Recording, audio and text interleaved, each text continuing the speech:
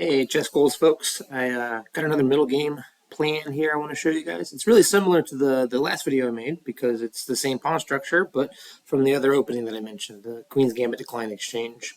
And today we're going to look at a line where black quickly expands on the king side and how that goes poorly. So we don't want to pay too much attention to the opening here because it transposes into the Queen's Gambit Decline. So it started out as kind of a ninja looking thing, and now here we are.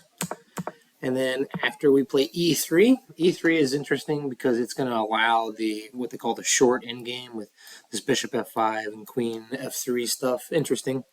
But here, and something that I faced a lot and that you guys will probably face a lot, is h6. And after h6, we're always going bishop h5, g5, and of course bishop to g3. And this is a common thing that black likes to do. They can't tolerate this pin. Often you'll see a bishop and queen, and then they want to dump a knight here. Sometimes they'll put the bishop on f5 or even play f5 themselves. But this is a common thing that you'll see. So here, black chose to go bishop f5 immediately. And this is the kind of move that used to annoy me a lot because I thought that I really needed my light squared bishop on this diagonal to have a good attack. And as this game's going to show, that's not always true. He does go ahead and play bishop to d3, which is kind of an important move because if we want to preserve this bishop and say move to e2 or something, our bishop's probably just worse than his bishop. So it's kind of nice to try to contest his bishop. And then after we exchange the bishops, which is certainly going to happen, or he's going to retreat and waste time, which would make us super happy. He's going to have a lot of weak light squares around the king side, especially this f5 square, which we're going to be able to take advantage of later. So captures, and he's going for this knight e4 plan. And we go knight to e2. Now this is another time where we had a bit of an interesting idea. We could have tried to foil this whole plan and played f3 here to prevent this. And I think this is probably a perfectly legitimate way of playing this. We're eventually going to go knight to e2 anyway, especially now we've played f3, and then go e4, which is a common ChessGoals plan. One advantage is this does keep a few extra pieces on the board, so we get to preserve this bishop, which often gets captured after this sort of sequence. But I still think that probably this knight e2, just developing cleanly and simply, is probably the best plan. Knight to f3 is another move that I think would be common that people would want to make, but it neglects to take advantage of the fact of this f5 and these other light squares. It's going to be difficult to get to there. So this provides us with a really clean route. It's sort of superfluous that we're defending this knight because, as you see later, we're going to choose to take back with the pawn anyway. So knight e4 and just castles. We could try to play bishop to e5. Sometimes this is an idea, but after f6, it's not entirely clear what we've accomplished unless we want to go for tactics. And something like f3, we take back. Now we do take back with the knight because it was necessary. And after this sort of forced exchange, we're definitely better here. Basically because we're going to castle queenside, and blacks cannot match that, even though that's his safer way to go. We're just going to start attacking, and his king's going to be pretty unsafe. So this is definitely a way that you could choose to play this. But again, I like the simple just castles and building up with a traditional sort of plan that our repertoire is going to rely on.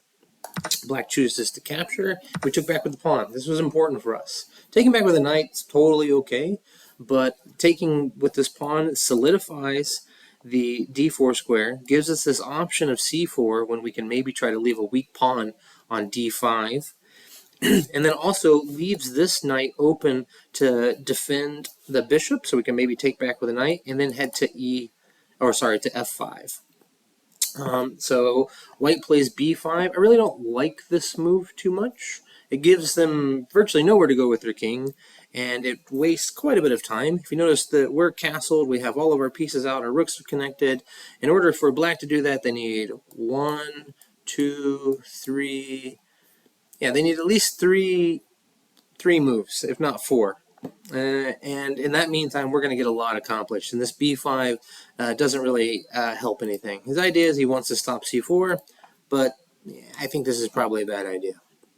We play a4 immediately, putting some tension and forcing sort of another pawn move. And there's really just nowhere for black to put his king now, which is a problem that they're going to run into a lot when they do this h6 g5 move. Here, white continues on with the plan. Now f3. We're going to kick that knight out or make him capture, and we're going to go with f4 and take advantage of the fact that we're way ahead in development.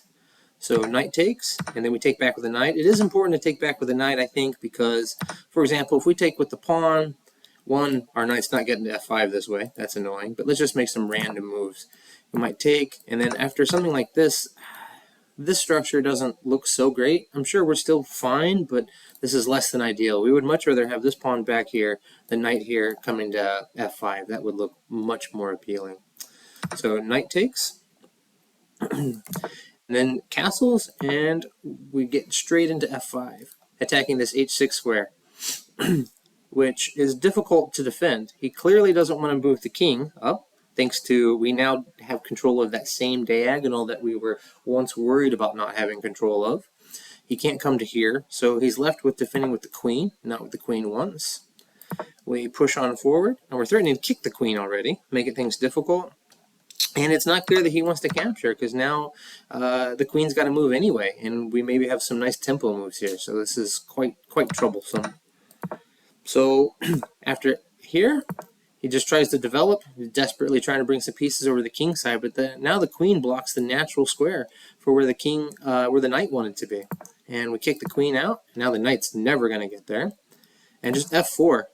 How do you like that g5? I mean, f4 would probably be a good move anyway, but given that g4 or g5 has been played, we're going to crack things open. This is just bad. So black tries to keep things closed, but it's just not going to work. We hit it with h3 immediately. And there's some nice lines here, actually. If we try like h5, just trying to keep things closed, so what? We'll just capture. We can bring this rook over, supporting this pawn. Or we can go maybe the immediate idea, but just after some natural moves, we had this smoke and cool d6 square, and we're going to get f5, and this is just going to be rolling him over. With a nice simple rook lift, isolating this pawn, this is going to be mate or giving up the queen or something real soon.